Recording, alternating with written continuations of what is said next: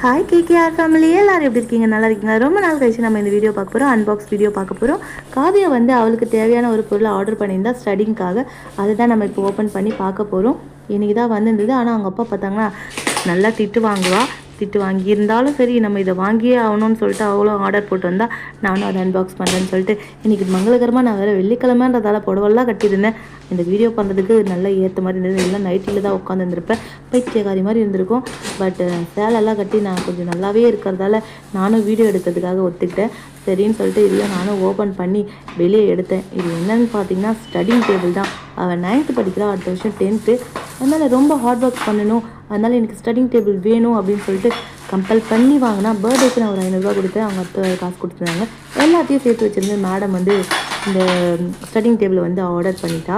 சரி இது எப்படா ஃபிட் பண்ணுறதுன்னு சொல்லிட்டு ஒன்று ஒன்றா எடுத்து பார்த்துருந்தோம். ஆனால் இதுக்கு என்ன பண்ணுறதுனே ஃபஸ்ட்டு ஒன்றுமே புரியல. இதெல்லாம் எடுத்து இதை வச்சு ஒன்று அடிக்கணுன்ற மாதிரி எல்லாம் இருந்தது. நல்லா வெயிட்டாக இருந்தது, பார்க்கறதுக்கு நல்லா தான் இருக்குது. கொஞ்சம் ஓகே, ரொம்ப பெருசாக இல்லாமல் மீடியமாக இருந்தது.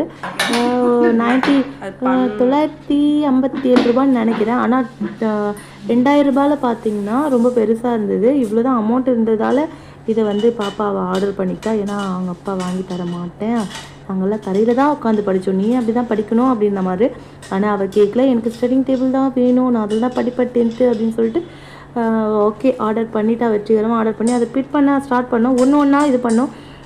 ஏமாண்ட ஏற்கனவே ஸ்க்ரூ கண்டுதுன்னு சொல்கிறாங்க. இந்த இதில் இருக்கிற ஸ்க்ரூவெல்லாம் ஒன்றா ஃபிட் பண்ணி நம்மளும் ஏதாச்சும் டைட் பண்ணி ஒன்றா பண்ணலான்னு சொல்லிட்டு முயற்சி பண்ணி ஏதோ ஒன்று ஃபிட் பண்ணி ஆரம்பிச்சிட்டோம். ஒன்று ஒன்றா அந்த பேப்பரில் வந்து கொடுத்துருந்தாங்க.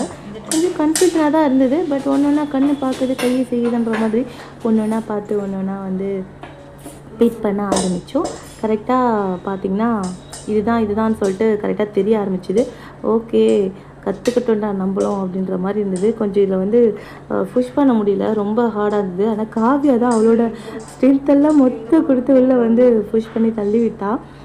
பர்ஃபெக்டாக வந்து ஒவ்வொரு வேலையும் முடிச்சிட்டோம். ஆனாலும் என்ன கொஞ்சம் கடுப்பாக இருந்தது. பட்டுன்னு தெரிஞ்சால் பொட்டுன்னு முடிச்சுட்டு வேலையை முடிச்சுட்டு அடுத்த வேலையை பார்க்கலாம் அப்படின்னு. அவளும் ஹோம் ஒர்க் வேறு பண்ணிகிட்டு இருந்தா. நீயே பண்ணுமா, எனக்கு தெரியல அப்படின்னா. நான் ஹோம் ஒர்க் பண்ணுறேன்னு.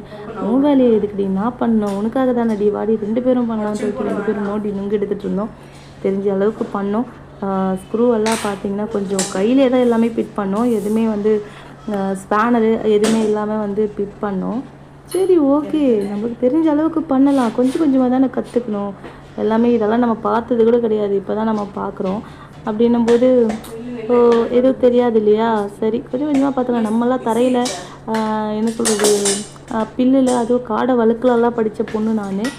காமச்சம்மா வழுக்கலெல்லாம் படித்தேன், லைட் இல்லாமல் 12th வரைக்கும் படித்தேன். ஆனால் இப்போ இருக்கிற பொண்ணுங்க பாருங்கள், ஸ்டடிங் டேபிள் இருந்தால் தான் படிப்பேன் அப்படின்ற மாதிரி உசுரை உண்டிலன்னு எடுத்து ஸ்டடிங் டேபிளை வாங்கி அதை உசுரை உண்டிலன்னு எடுத்துகிட்டு இருக்கோம் 2 பேரும் சேர்ந்துக்கிட்டு.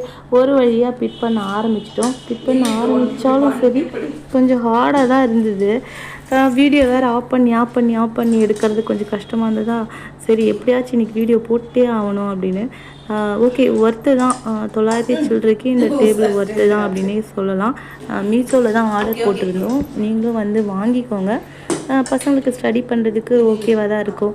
சில பேர் கீழே உட்காந்துட்டு இப்படி அந்த முதுகு வந்து கொஞ்சம் ரொம்ப ஆகும். ஸோ நம்மளுக்குலாம் அப்படி தான் ஆச்சு. இருந்தாலும் இப்போ இருக்கிற பசங்க எல்லாத்துக்கும் கொஞ்சம் சோம்பேறித்தனம் பண்ணுறாங்க இல்லையா. வெற்றிகரமாக ஃபிட் பண்ணிட்டோம். பாருங்கள், எனக்கு ஒரு ஆட்டோ வந்து ஃபிட் பண்ண உடனே ஃபிட் பண்ணிகிட்டு இருக்கும்போதே அவரும் வந்துட்டார். வந்த உடனே இதெல்லாம் தேவையில்லாத வேலை, காசெல்லாம் எவ்வளோ கொடுத்து வாங்கினீங்க, கீழே உட்காந்து படிக்க முடியாதா, சேரில் உட்காந்து படிக்க முடியாதா, அப்படி இப்படின்னாரு. அதெல்லாம் காதுலேயே வாங்கிக்கல காவியா.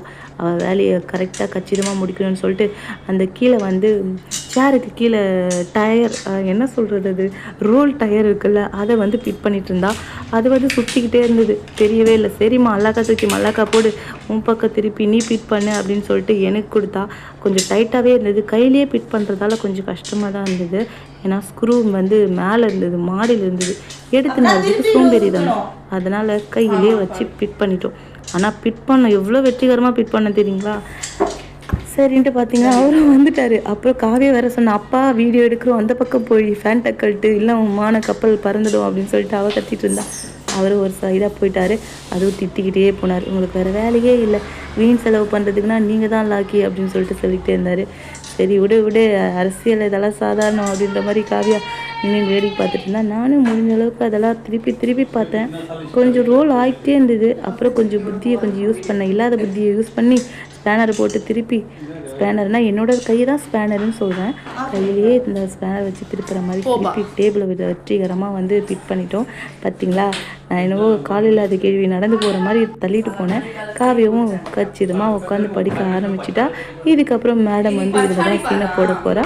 Thank you so much. அடுத்த வீடியோவில் பார்க்கலாம். டாட்டா பாபா. வீடியோ பிடிச்சதா லைக் பண்ணுங்கள், கமெண்ட்